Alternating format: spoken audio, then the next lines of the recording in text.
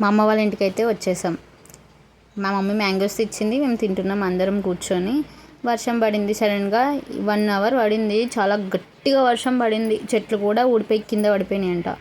So ఇంకా వీళ్ళు బోట్లు తయారు చేస్తున్నారు, వర్షంలో వాటర్లో వదులుదాం కింద మంచిగా పోతాయి అని చెప్పేసి. మీలో ఎంతమందికి ఇది చిన్నప్పటి మెమరీ నాకు కామెంట్ చేయండి. మేమైతే చాలా బోట్స్ తయారు చేసి చిన్న ఉన్నప్పుడైతే చాలా వదులుతుండే. నీ బోట్ ఫాస్ట్ పోతుంది అంటే నా బోట్ ఫాస్ట్ పోతుంది అని పోటీల మీద అయితే ఈ బోట్లను మేము వదులుతుంటిమి.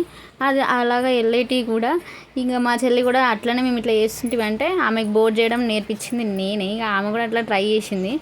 సో ఇక బోట్స్ అయితే వేసేసింది ఆమె. ఫస్ట్ వేసింది, తర్వాత మా పిల్లలు ఇద్దరు ఇంక పేపర్స్ పట్టుకొని రెడీగా ఉన్నారు నాకు కూడా వేసి ఇవ్వని చెప్పేసి.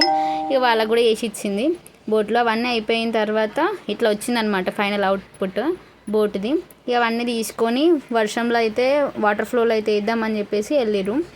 ఇంకా అప్పటికి వర్షం కొంచెం తగ్గింది, జస్ట్ వాటర్ ఫ్లో మాత్రమే ఉంది, అది కూడా సన్న వాటర్ ఫ్లో ఉంది.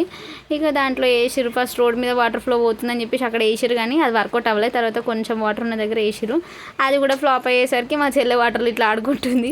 ఇది